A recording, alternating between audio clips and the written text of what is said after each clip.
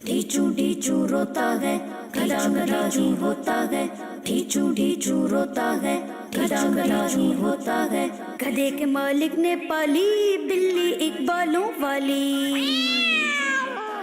गधा गधा ही होता है। गधे के मालिक ने पाली बिल्ली एक बालों वाली, हाथ से खाना खिलाता था गोद में उसको सुलाता था, बिल्ली साथ में चलती थी जहाँ जहाँ वो जाता था। गधा अकेला एवरीडे बोझ उठाता मालिक के, फिर भी रात में बेचारा बेचारा गम का मारा, घर के बाहर खूंटे से बंद कर खाता था चारा।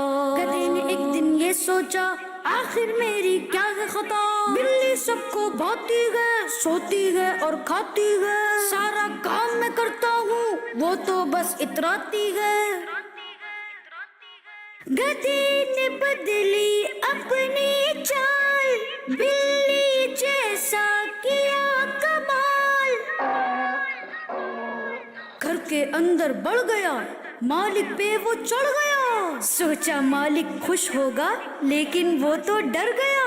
मालिक को गुस्सा आया वो गुस्से में चिल्लाया, मुझे बचाओ इस आफत से जान छुड़ाओ, मुझे बचाओ इस आफत से जान छुड़ाओ, पागल हो गया है ये गधा इसको घर से दूर भगाओ।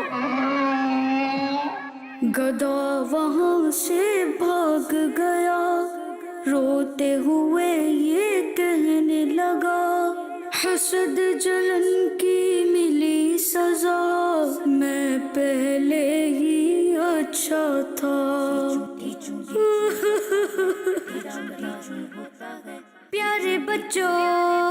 प्यारे बच्चों याद रखो, किसी को देख के नहीं जलो, नहीं जलो।